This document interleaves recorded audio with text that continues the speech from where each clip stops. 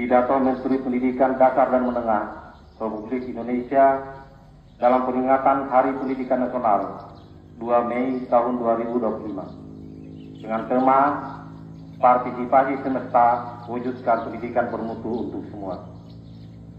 Assalamualaikum warahmatullahi wabarakatuh.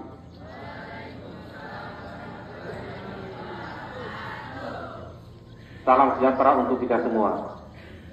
Pertama-tama, marilah kita memanjatkan puji dan syukur kehadirat Allah Subhanahu wa Ta'ala, Tuhan yang Maha Kuasa, karena atas rahmat-Nya kita sekalian dapat memperingati Hari Pendidikan Nasional tahun 2025 dalam suasana yang penuh kedamaian dan kebahagiaan.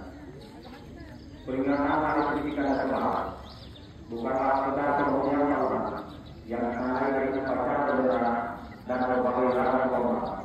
Hari Pendidikan Nasional merupakan momentum untuk kita menumbuhkan dan meningkatkan dedikasi, komitmen, dan semangat untuk memenuhi amanat konstitusi, yaitu mencerdaskan kehidupan bangsa dengan memberikan layanan pendidikan yang terbaik, bermutu, dan berkemajuan bagi seluruh anak bangsa. Undang-Undang Dasar 1945 menegaskan bahwa setiap warga negara berhak mendapatkan pendidikan di dalam Undang-Undang Sistem Pendidikan Nasional Nomor 20 Tahun 2003. Disebutkan bahwa setiap warga negara berhak mendapatkan pendidikan yang bermutu sesuai amanat konstitusi, tidak boleh ada diskriminasi atau dasar agama, fisik, suku, bahasa, ekonomi, dan jenis kelamin serta domisili, dan sebab-sebab lain yang menyebabkan seseorang kehilangan kesempatan untuk memperoleh pendidikan adalah hak asasi dan hak sipil yang melekat dalam diri setiap insan, baik sebagai pribadi maupun sebagai warga negara. Pada hakikatnya, pendidikan adalah proses pembangunan kepribadian yang utama, akhlak mulia, dan peradaban bangsa. Secara individual, pendidikan adalah proses menumbuh kembangkan fitrah manusia sebagai makhluk pendidikan atau homo educanum, yang dengannya manusia menguasai ilmu pengetahuan, memiliki keterampilan dan berbagai kecerdasan yang memungkinkan mereka meraih kesejahteraan dan kebahagiaan material dan spiritual.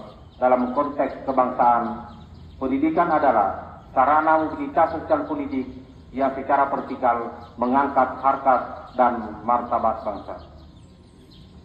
Karena itu, tepat ketika Presiden Prabowo menempatkan pendidikan sebagai prioritas, sebagaimana disebutkan dalam Akta Cita keempat, Presiden Prabowo berkomitmen membangun sumber daya manusia yang kuat sebagai aktor dan agen perubahan yang mengantarkan menjadi bangsa dan negara yang adil dan makmur melalui pendidikan.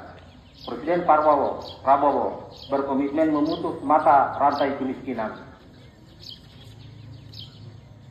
Presiden bertekad memajukan pendidikan melalui revitalisasi sarana dan prasarana pendidikan, pembelajaran digital, dan peningkatan kualitas kualifikasi serta kinerja guru.